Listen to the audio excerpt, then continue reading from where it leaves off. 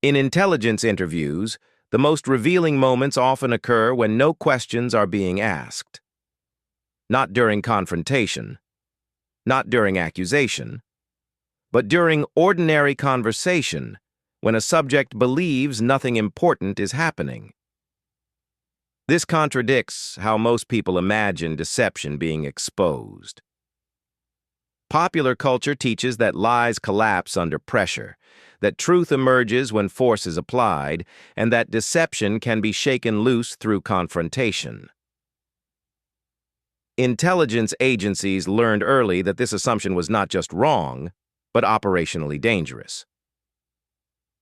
The most reliable way to detect a lie is not to ask whether something is true.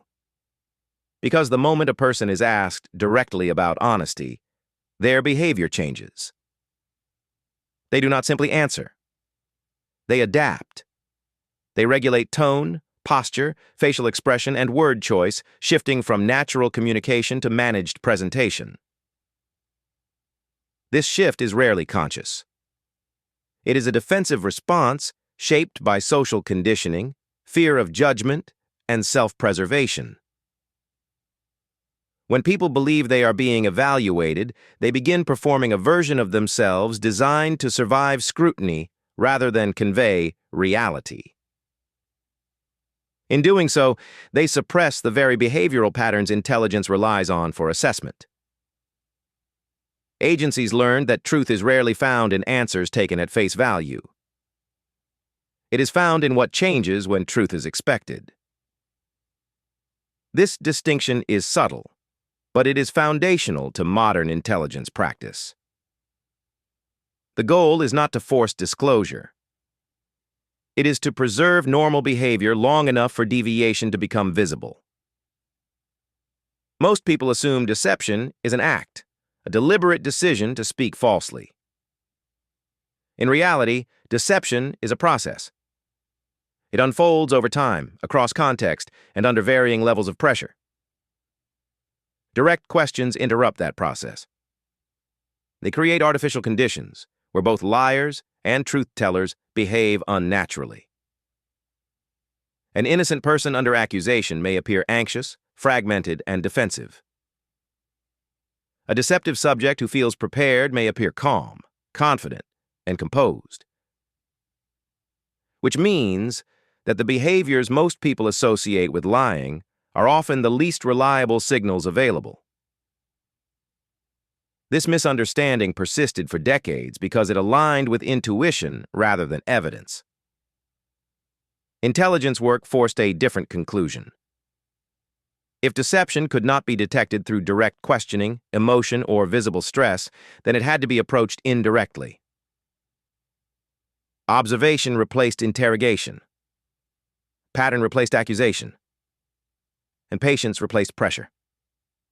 This shift marked the beginning of modern deception detection. Not as a search for lies, but as a measurement of change. Because truth tends to remain stable under observation. And deception, no matter how skilled, eventually alters the structure that contains it. Most people believe they can sense deception intuitively. They believe dishonesty reveals itself through discomfort, hesitation, or visible anxiety. Averted eyes, shifting posture, nervous movement, or emotional leakage. These assumptions feel obvious because they are reinforced constantly. They appear in films, interrogation myths, courtroom dramas, and everyday social judgment. But intelligence agencies learned early that these signals are deeply misleading. Decades of psychological research confirmed what operational experience already suggested. Humans are remarkably poor at detecting lies. Even trained professionals perform only marginally better than chance when relying on intuition, body language, or emotional cues alone. This failure is not caused by carelessness or lack of intelligence. It is caused by a fundamental misunderstanding of what these behaviors represent. Stress responses evolved to manage threat, not deception. They activate when a person feels judged, exposed, or at risk, regardless of whether they are telling the truth. An innocent person accused of wrongdoing may experience fear, confusion, and anger simultaneously. Their speech may fragment.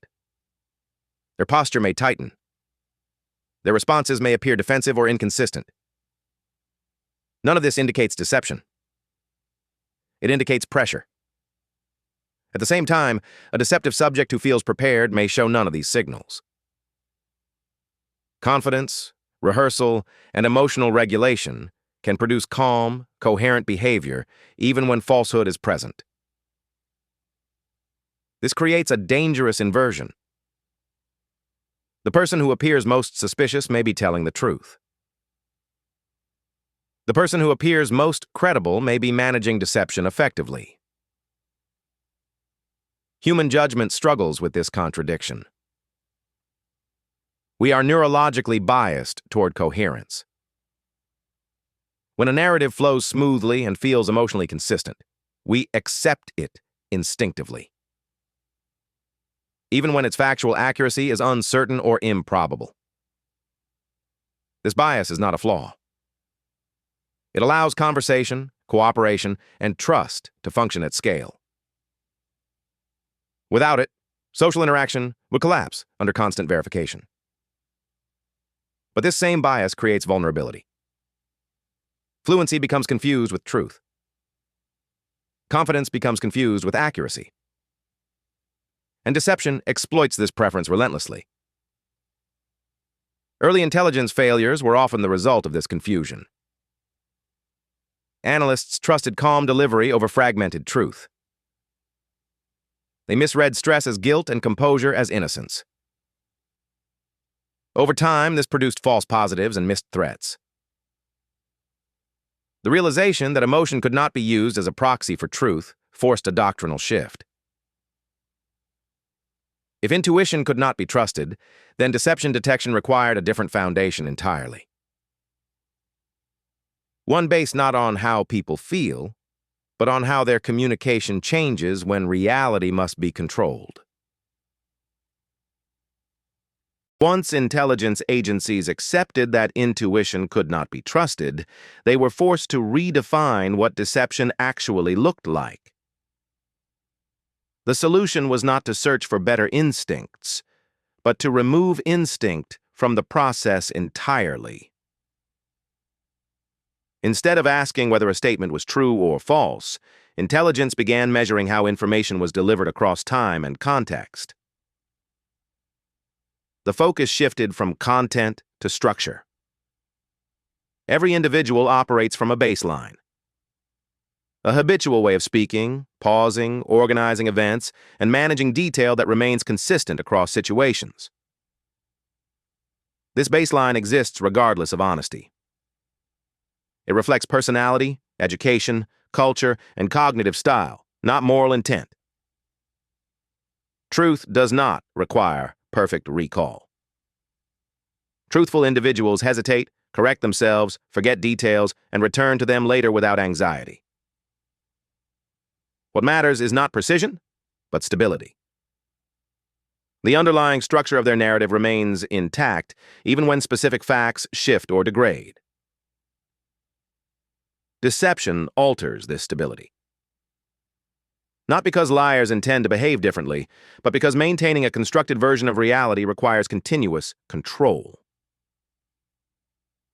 Control changes communication. Sentence length shifts as the subject monitors wording more carefully. Pacing becomes irregular as internal coordination replaces natural recall.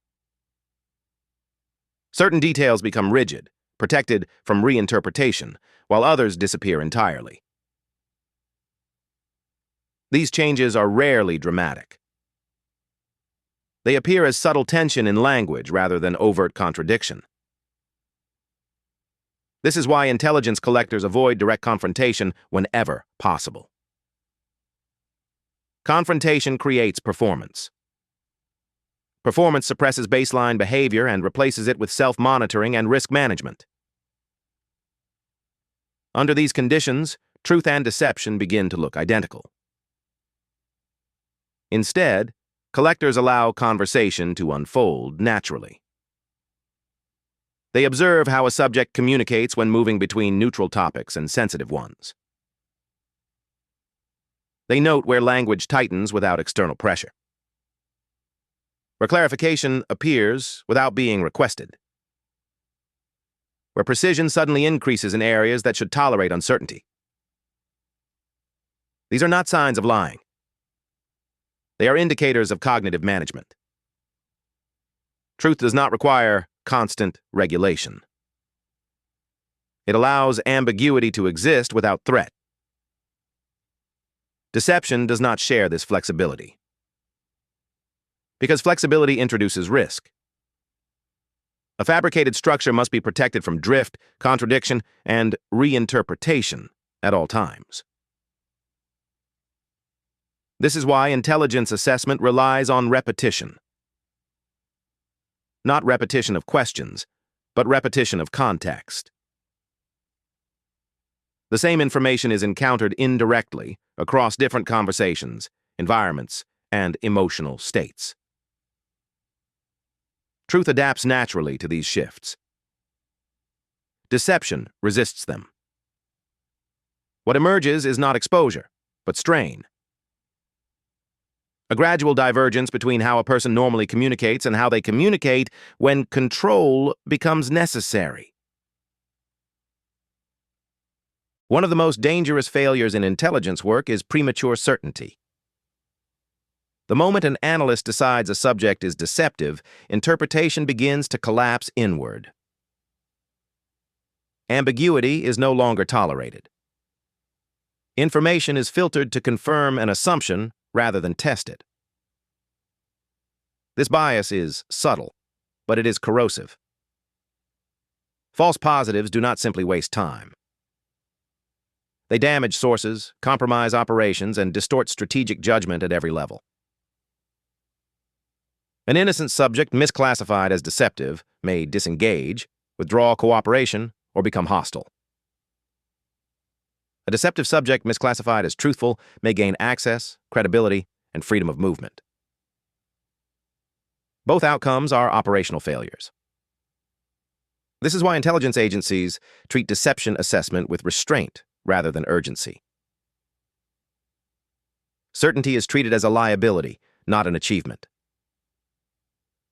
Emotion is especially unreliable in this context.